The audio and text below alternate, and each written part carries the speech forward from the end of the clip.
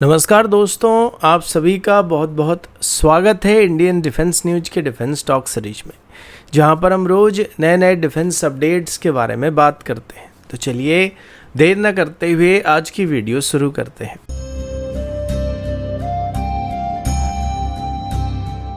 आज की पहली अपडेट इंडियन एयरफोर्स और इंडियन नेवी की तरफ से है।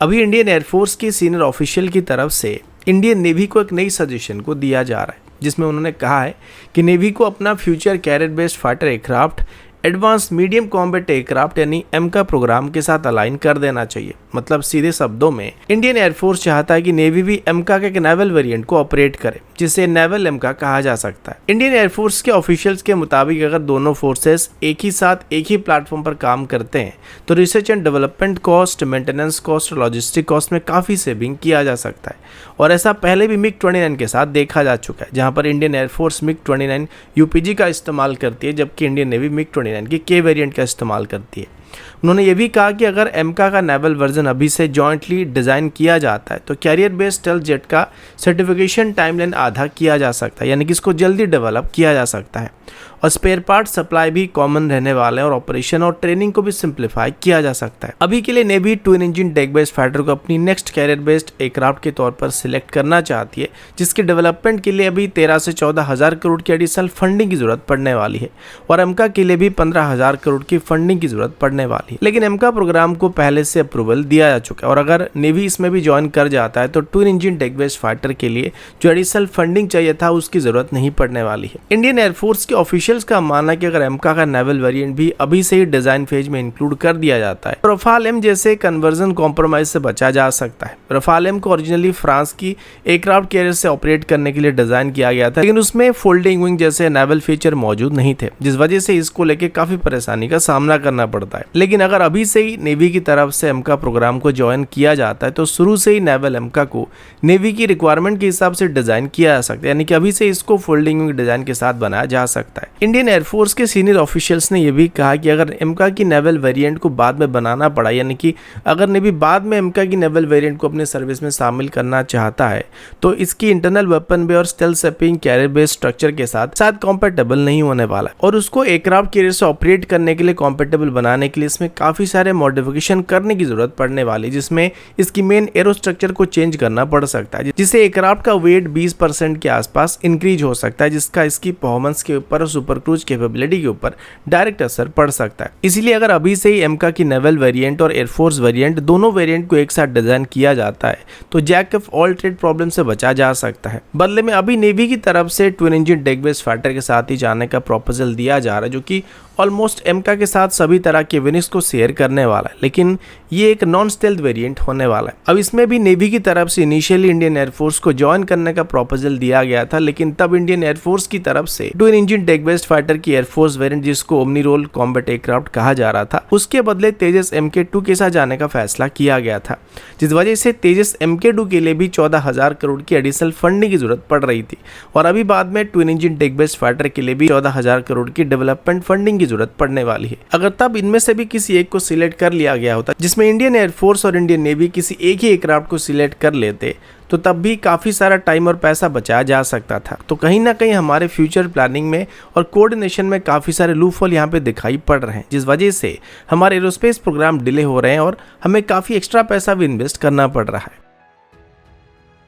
अगला अपडेट इंडियन एयरफोर्स की तरफ से है। रिपोर्ट्स के मुताबिक इंडियन एयरफोर्स की तरफ से अभी अपनी बियॉन्ड विजुअल रेंज की कॉम्बैट कैपेबिलिटी को एक नेक्स्ट लेवल पर ले जाने के लिए एक बहुत ही बड़ा कदम उठाने का फैसला किया जा रहा है। सोर्सेस के मुताबिक इंडियन एयरफोर्स अभी Meteor air to air missile को अपने मल्टीपल फाइटर एयरक्राफ्ट प्लेटफॉर्म पर इंटीग्रेट करने की प्लानिंग किया जा रहा है, जिसमें रशियन ऑरिजिन जेट जैसे कि Su-30 MK भी शामिल होने वाला है। अभी तक MBDA की तरफ से मिट्योर मिसाइल को किसी भी नॉन यूरोपियन प्लेटफॉर्म में इंटीग्रेट करने से मना कर दिया गया था, लेकिन अभी इंटरेस्टिंग बात यह कि यूरोपियन मैन्युफैक्चर MBDA की तरफ से इंडियन एयरफोर्स को कंफर्म किया गया कि मिट्योर मिसाइल को रशियन ऑरिजिन एयरक्राफ्ट के साथ भी वो इंटीग्रेट करने के लिए परमिशन देने वाले, लेकिन कंडीशन ये कि इसमें रशियन ऑरिजिन रडार के बदले इंडियन रडार का इस्तेमाल होना चाहिए। ताकि कोई भी ऑपरेशनल डाटा रशिया के साइड में लीक नहीं हो पाएगा। वर्तमान के लिए हमारे Su-30 MKI में अस्त्र और R-77 जैसे मिसाइल को प्राइमरी VVR मिसाइल के तौर पर इस्तेमाल किया जा रहा है, लेकिन इन दोनों मिसाइल की रेंज 80 से लेकर 110 किलोमीटर तक ही सीमित होने वाला है, जबकि हमारे दुश्मन देश के पास 145 किलोमीटर के आसपास स्ट्राइक करने वाले VVR मिसाइल मौजूद है, जो कि उनको किसी भी एरियल एंगेजमेंट सिनारियो में फर्स्ट शूट कैपेबिलिटी देने वाला है। इसी वजह से इंडियन एयरफोर्स की तरफ से अपनी VVR कॉम्बैट कैपेबिलिटी को एनहांस करने के लिए प्लान किया जा रहा है। मीटियोर मिसाइल की खास बात यह कि एक रैमजेट प्रोपल्शन सिस्टम का इस्तेमाल करता है, जो कि इसको 200 किलोमीटर के आसपास या उससे ज़्यादा की रेंज में भी टारगेट के साथ एंगेज होने की कैपेबिलिटी प्रोवाइड करता है, जो कि इंडियन एयरफोर्स के लिए एक गेम चेंजर साबित होने वाला है। लेकिन वर्तमान के कंडीशन के हिसाब से मीटियोर मिसाइल को Su-30 में इंटीग्रेट करने का कोई भी तुक नहीं बनता है, क्योंकि MBDA की तरफ से अभी जो कंडीशन रखा गया उसके मुताबिक मीटियोर मिसाइल को सिर्फ इंडियन रडार के साथ ही इंटीग्रेट किया जा सकता है, और Su-30 MKI में इंडियन रडार को सिर्फ सुपर सो के अपग्रेड के बाद ही लगाया जा सकता है, जो कि 2030 के आसपास कंप्लीट होने वाला है।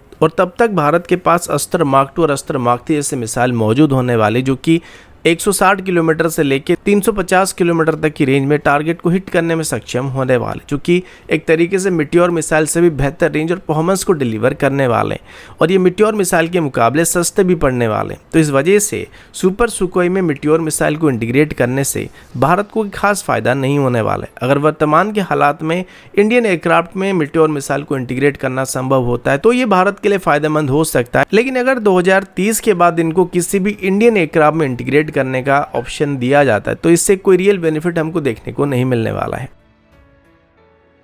अगला अपडेट HAL की लाइट यूटिलिटी हेलीकॉप्टर की तरफ से है। डिफेंस मिनिस्ट्री की तरफ से दिए गए रिसेंट रिपोर्ट के मुताबिक भारत का लॉन्ग पेंडिंग रिकॉनेंस और सर्विलेंस हेलीकॉप्टर प्रोग्राम एक बार फिर से रिवाइव किया जा रहा है। अगस्त 2025 को मिनिस्ट्री ऑफ डिफेंस की तरफ से एक नया रिक्वेस्ट फॉर इंफॉर्मेशन यानी RFI को इशू किया गया, जिसमें लगभग 200 के आसपास नए हेलीकॉप्टर को खरीदने की बात की गई है। ये प्रोजेक्ट 2008 से ही स्टार्ट किया गया था, लेकिन अब इसका मेन फोकस चीता और चेतक जैसे हेलीकॉप्टर को रिप्लेस करने का होने वाला है, जो कि पिछले 50 साल से इंडियन फोर्सेस में सर्विस कर रहे हैं। इन दोनों ही प्लेटफॉर्म को मेनली हाई एल्टीट्यूड ऑपरेशन में ऑपरेट किया जा रहा था, लेकिन अभी ये काफी पुराने हो चुके हैं, जिस वजह से ये अभी हाई एल्टीट्यूड कंडीशन में काफी स्ट्रगल कर रहे हैं और इनकी सर्विस अवेलेबिलिटी रेट भी धीरे धीरे गिरता जा रहा है। अभी इशू किए गए RFI के अंदर जिन 200 हेलीकॉप्टर को खरीदने का प्लान किया जा रहा है, इन 200 हेलीकॉप्टर में से 120 इंडियन आर्मी एविएशन कोर को दिया जाने वाला है और 80 इंडियन एयरफोर्स को ऑपरेट करने के लिए दिया जाने वाला है। ये हेलीकॉप्टर मल्टी रोल हेलीकॉप्टर होने वाले, जिसमें डे नाइट कंडीशन में reconnaissance, troop transportation, quick reaction mission, casualty evacuation और इवन स्काउटिंग कैपेबिलिटी भी मौजूद होने वाली है।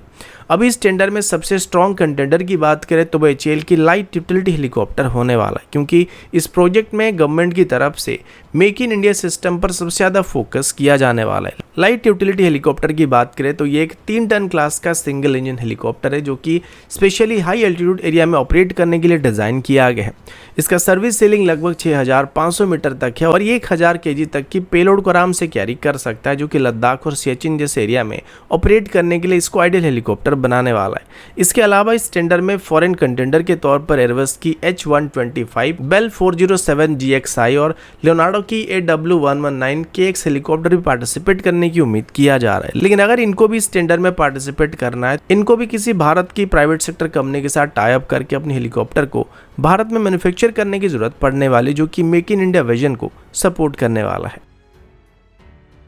अगला अपडेट डिफेंस मिनिस्ट्री की तरफ से है और अभी हमारी एम्यूनिशन मैन्युफैक्चरिंग पॉलिसी को लेकर एक मेजर शिफ्ट देखने को मिलने वाली है। डिफेंस मिनिस्ट्री की तरफ से अभी ऑफिशियली मिसाइल और एम्यूनिशन मैन्युफैक्चरिंग सेक्टर को प्राइवेट प्लेयर के लिए ओपन किया जा रहा है। पहले प्राइवेट कंपनीज को एम्यूनिशन और बॉम्ब वगैरह मैन्युफैक्चर करने के लिए, किसी भी मुनिशन को मैन्युफैक्चर करने के लिए मुनिशन इंडिया लिमिटेड से नो ऑब्जेक्शन सर्टिफिकेट यानी NOC लेना पड़ता था।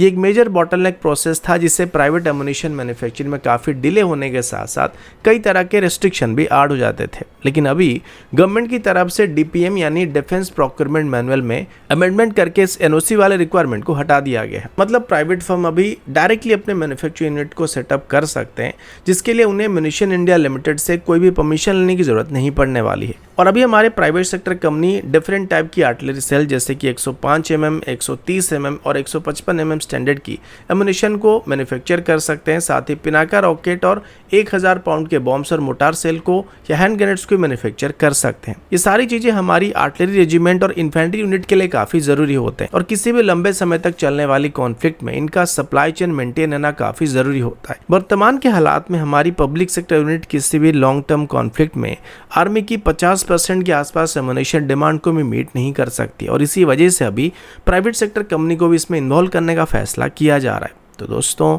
अभी के लिए इतना ही, मिलता हूं आपसे अगले वीडियो में, तब तक के लिए जय हिंद, वंदे मातरम।